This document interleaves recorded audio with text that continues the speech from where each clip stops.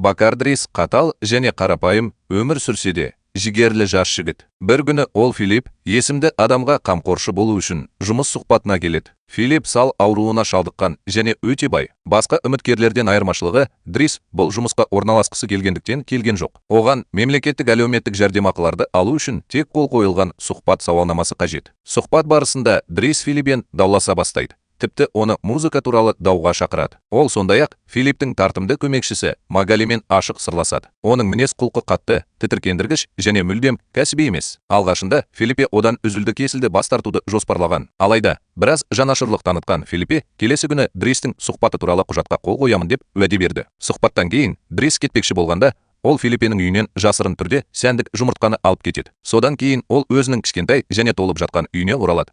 Онда ол көптеген інілерімен бірге тұрады және жеке өмірге қол жеткізе алмайды. Анасы жұмыстан үйге келгенде, оны көргенде, ол ашуланып жарылып кетеді. Дрис 6 ай бойы хабар ошарсыз кетті. Оған ешкім хабарласпады. Ең сорақысы, ол оның әлі жұмыссыз екенін біледі. Ол үлкен ұлының сенімсіздігінен жалығып, ақыры оны үйінен қуып жібереді. Келесі күні Дрис қол қойған сұхбат хатын алу үшін Филиппенің сәнді үйіне қайтады. Сол жерде ол бас медбике Ивоннаның әңгімесін естігенде шошып кетеді. Ол көптеген қамқоршылардың жұмыста 2 аптадан артық тұра алмағандықтан келіп кеткенін түсіндіреді. Жұмыс тәулік бойы жұмыс істеуді қажет ететініне қарамастан, күтушілерге сәнді жатын бөлмелерінен бастап, күнделікті жоғары сапалы тамақтануға дейін керемет жайлылық беріледі. Осыған қарамастан, бұл жұмысқа ешкім шыдай алмайтын сияқты. Сол күні Филиппе күтпеген жерден Дристі 1 айлық сынақ мерзіміне жалдауға шешім қабылдады. Дристе басқа ештеңе жоқ. Жұмыста, баспанада, басқа да жақсы нұсқалар жоқ. Ол ұсынысты қабылдайды және осылайша оның Филиппенің қамқоршысы ретіндегі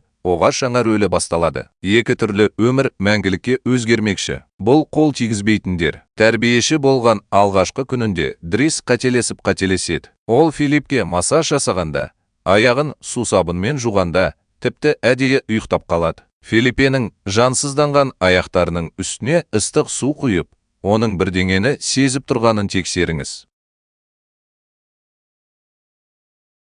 Дриске дәретхананы пайдаланғаннан кейін Филиппті жууды тапсырған кезде жағдай қиындай түседі. Ол бірден ашуланып, өмірінде мұндай жиіркенішті ештеңе жасамаймын деп ант беріп, үзілді-кесілді бас тартады. Сайып келгенде, бұл тапсырманы басқа тәрбиеші өз мойнына алуы керек. Осыдан кейін Дрис өз міндеттерін өзінше ретсіз орындауды жалғастырады.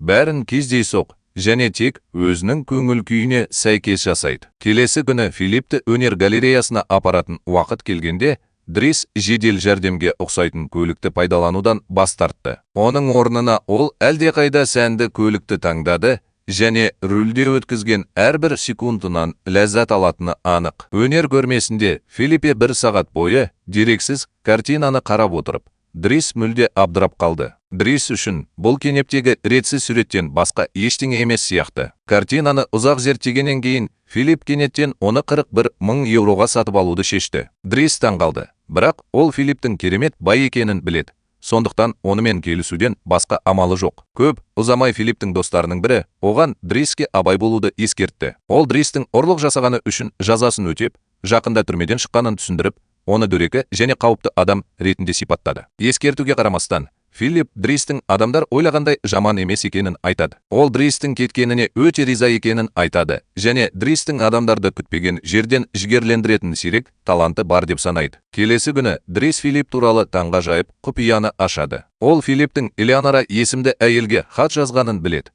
Бұл Дристі олардың ерекше қарым-қатынасына бірден қызықтырады. Біраз уақыттан кейін Дрис дәрі-дәрмектің жанама әсерлеріне байланысты Филипптің тыныс алуы қиындап, дене қызуы көтерілгенін байқады. Филиппеге таза ауа қажет, ал Дрис әлі жартылай ұйықтап жатса да, оны тез сыртқа шығарудан тартынбайды. Көп ұзамай Дрис Филиппті Париж көшелерімен серуендеуге алып барады. Күн шыққанға дейін қаланы тамашалайды. Олар тыныш жолдармен келе жатқанда, Дрис кездейсоқ Филиппке өзінің марихуанасының біразын беріп, оны Филипптің ауырсынуын жеңілдетуге көмектесетін дәрі ретінде қарастырады. Сапар барысында Дрис ақыры Филипптің Элеонорамен қарым-қатынасы туралы сұрайды. Ол Филипптің романтикалық қарым-қатынаста болуы мүмкін екенін түсінуге ешқандай мүмкіндік жоқ.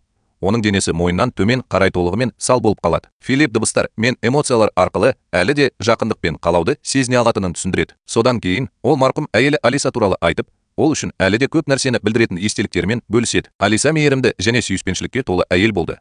ал Филипп олардың үйленгеніне 25 жыл бойы шынымен бақытты болғанын айтады. Өкінішке орай, ол түсік кезінде көп қан жоғалтқаннан кейін қайтыс болды. Ол қайтыс болғаннан кейін Филипп Элиза есімді кішкентай қызды асырап алды. Ол оны қатты ауыртатын, оның ауруы емес екенін мойындайды. Шынымен ренжітетін нәрсе Алисаның бір жола кеткенін түсіну. Өте қымбат емге қарамастан, дәрігерлердің бағалауы бойынша, ол шамамен 70 жасқа дейін өмір сүре алады. Олардың терең және шынайы әңгімелерінен кейін Филипп Дристі ресми түрде өзінің тұрақты қамқоршысы етіп тағайындайды.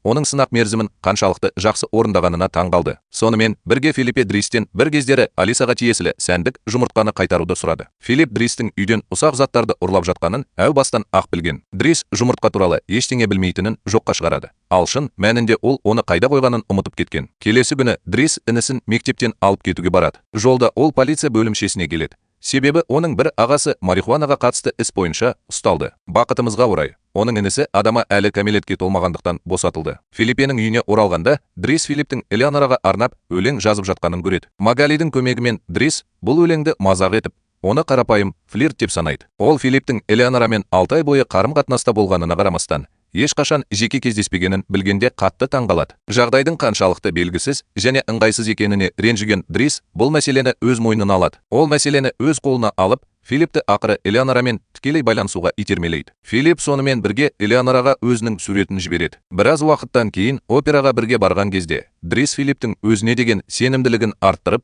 оның физикалық жағдайы туралы алаңдамаудың қажеті жоқ екенін еске салады. Дристің айтуынша, қазіргі қарым-қатынас физикалық кемелдікке емес, сенімділік пен табысқа негізделген. Уақыт өте келе екі адамның арасындағы байланыс күшейе түседі. Олардың бірге болған сәттері жылы, шынайы және барған сайын жақын болып көрінеді. Біз енді бастық пен бағыныштыға емес, нағыз достарға ұқсаймыз. Күн өткен сайын өмір бір сәт Дристі тұңғиықтың шетіне итермелегенше жалғасады. Ол Филиппенің қызы Элиза оған дөрекі қарағаннан кейін ашуланады. Оның жаман көзқарасы тек Дриске ғана емес, үйдегі әрбір қызметшіге де бағытталғаны тез белгілі болды. Ренжіген Дрис үнемі Филиппеден оны жазалауға рұқсат сұрайды. Сонда ол әдептілікке үйренеді. Филипп қызына қатал бола алмай, бас тартады. Шамадан тыс еркелету деп санайтынына ашуланған Дрис ашуын өзімен бірге алып, бөлмесіне қашып кетеді. Біраз уақыттан кейін Дрис бір кездері мазақ еткен және түсінбеген абстрактілі өнер туындысын салып жатқанын көреді. Сонымен бірге Дристің ықпалынан жігерленген Филиппе ақыры қызына қарсы тұра бастайды. Оған басқаларға құрметпен қарау керектігін еске салады. Осы сәттен бастап Дрис Филипптің тәрбиешісі ретіндегі міндеттеріне қайта оралады. Бірақ бір нәрсе өзгергені анық. Бұрын шиеленісті және байсалды болып көрінген, қазір өзін еркін және тіпті жағымды сезінеді. Филиппке қамқорлық жасау қысымның орнына ләззат көзіне айналғандай. Уақыт өте келе Дрис пен Филипптің арасындағы байланыс күшейе түседі. Олар бірге өмірден ләззат алуға көбірек уақыт жұмсайды. Көп ұзамай Филиппе өзінің туған күнін тойлауға дайындалып жатыр. Үлкен күн келмес бұрын, ол Дриске отбасының оған өлетін адам сияқты қарауынан шаршағанын мойындап, өзін ашты. Бұл тыныш мойындау Филипптің Дристің жанында өзін қаншалықты жайлы сезінгенін көрсетеді. Ол оған қарапайым адам сияқты қарайды. Ақырында Филиппенің туған күні болады. Ол қонақтардың көңілін көтеру үшін бүкіл оркестрді жалдайды. Осы кезде Дрис Элизаның бөлмесіне қамалып, жылап тұрғанын байқайды. Ол оның қасына келіп, оны жаңа ғана жігіті Бастион тастап кеткенін біледі. Элиза күтпеген жерден Дристен Бастионмен сөйлесуге көмектесуін сұрайды. Алғашында Дрис оның қарым-қатынасына араласқысы келмей бас тартады. Алайда Элиза оған қомақты ақша ұсынғанда, ол шешімін өзгертіп, көмектесуге келіседі. Бір жерде кеште Филиппа достарының біріне Дрис жасаған дерексіз картинаны ұсынып, оны 11.000 еуроға сатады. Мереке жалғасып жатқанда, Дрис билей бастайды және барлығын оған қосылуға шақырады. Ол мұны тек өзінің туған күндерін қызықсыз деп санайтын Филипптің көңілін көтеру үшін жасайды. Дегенмен, бұл жолы Дрис Филиппті еркін күлдіріп, өзін шынымен бақытты сезінеді. Кеш аяқталғаннан кейін Дрис Филиппті бөлмесіне ертіп барады және оған Элеонораның жауап хатын береді. Хатта Элеонора келесі аптада Филиппен кездесу үшін Парижге барамын деп уәде береді. Ол да өзінің суретін тіркеген. Бақытқа кенелген Филипп сол түні ұйықтай алмады. Біраз уақыттан кейін көптен күткен күнде жетті. Филиппе Ивоннаның сүйемелдеуімен Элеонорамен кездесуге дайындалып жатыр. Сонымен бірге Дрис Бастианды Элизадан ажырасқаны үшін